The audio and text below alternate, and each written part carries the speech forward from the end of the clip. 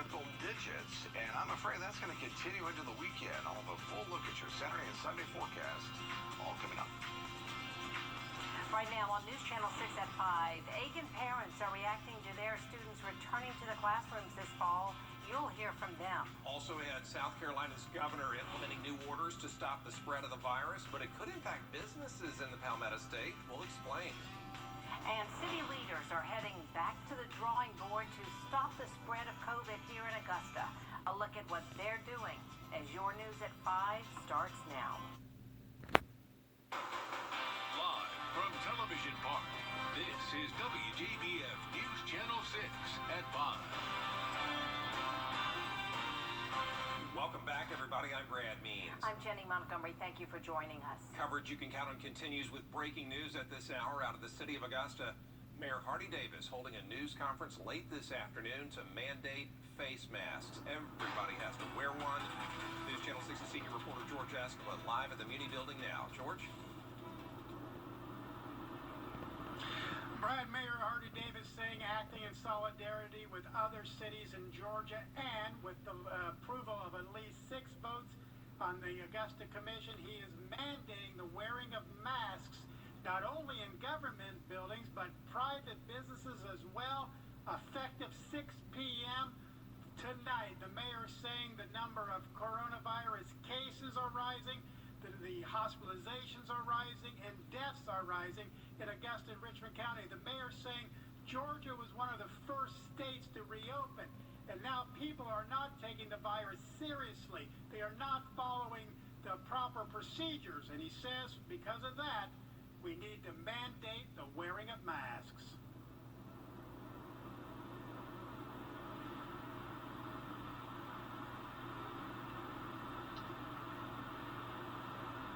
It's not enough to be at Twin Peaks, Riviana's, Wrdw's, or any of these places, and it's standing room only, and nobody's got a mask on, nobody's got a face covering on, and we're operating and acting as if it's the summertime of 2015.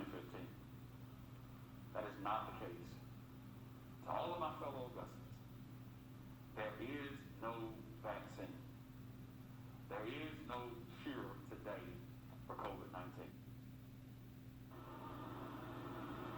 Now, I asked the mayor, you can't have a mask mandate and not enforcement. He says the sheriff's office will take the lead. He says at first, for the first 10 days, it'll be soft enforcement, warning people, urging people, put on your mask. He says after that, it'll be a $25 ticket for the first offense, second $50, for a third $100 ticket. Tonight, starting at 6 o'clock, Augusta, Georgia, if you're going out, mandate, put on a mask. Reporting live in Augusta, George Escala, back to you. George, thank you so much for that live report. South Carolina Governor Henry McMaster announcing this afternoon that restaurants and bars in the state will once again have to change the way they do business. At most bars, the last call for alcohol is just before 2 a.m., but now, because of the drastic increase in the number of coronavirus cases in young people, Governor McMaster's ordering that call to be a little earlier. South Carolina restaurants and bars will no longer sell alcohol after 11 p.m. It's time for our younger adults to behave like mature adults. This is very serious. Wear your mask. Keep that distance. The executive order does not apply to grocery stores, convenience stores, or wine and liquor stores. That order goes into effect tomorrow. Experts do say South Carolina is reporting more cases per capita. News Channel 6. Some parents in Aiken County are wondering if the back-to-school plan can work. It includes options for a virtual learning environment or a combination of virtual and face-to-face. Some parents want school to go back to the way it was in the fall, while others say they want their children at home. Let's say my kid in Mrs. Donahue's math class is working on one thing. Then you have another fifth grader or a sixth grader, at another school working on something totally different. Who is virtually teaching these children? Are they teaching the same children that are on A days? How is that going to work? The plan will not be finalized until the school board meeting next week. Wearing a mask in public has become an important part of our everyday lives, but some people who wear masks are experiencing something called maskne. Here's News Channel 6's Ashley Flette. It's clear that with the virus going around, we have gained some new accessories, these face masks. But with new accessories comes new issues. I spoke to Dr. Wrdw today at the dermatology department to see how we can avoid some of these issues. I've seen multiple people coming in with complaints of either little red bumps, and maybe it's their acne flaring or rosacea flaring, or maybe they actually have a little staph infection.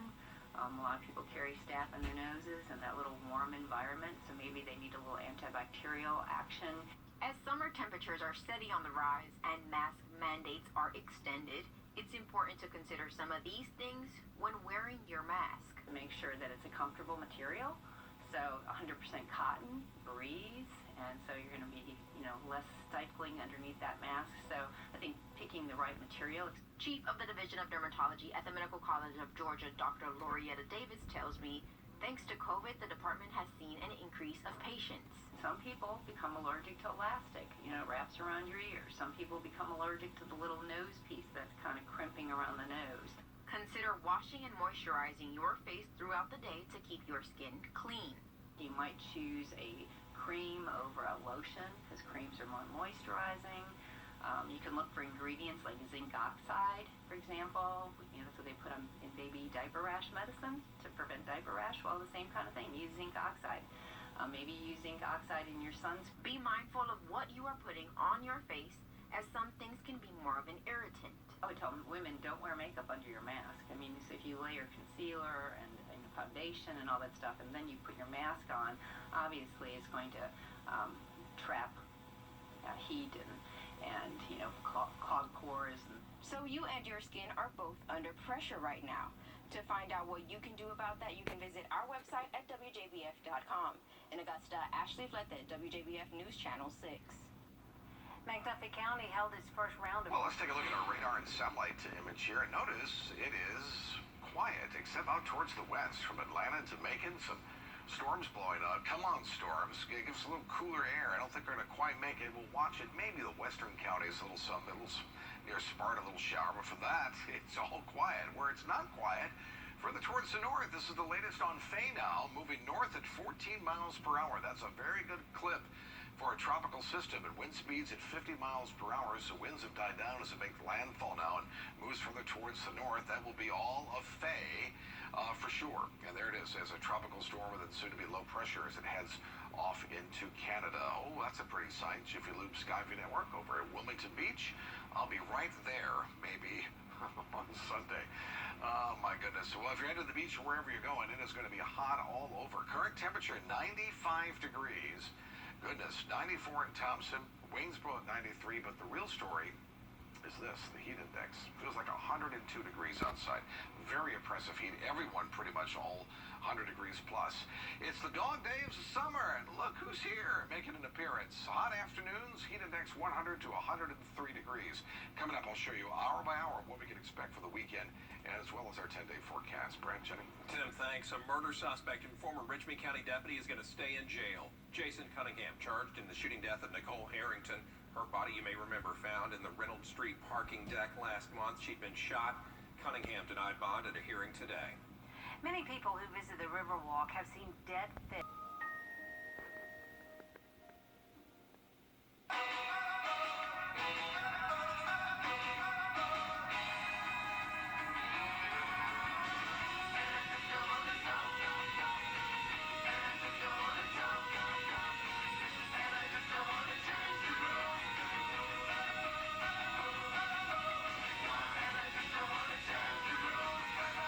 WJBF News Channel 6 is proud to salute those who have achieved excellence in 2020. You are the best of the class. There's no impact more powerful than the service of a volunteer.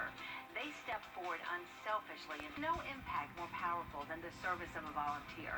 They step forward unselfishly in times of need. They make the difference in our community. Help us recognize deserving volunteers.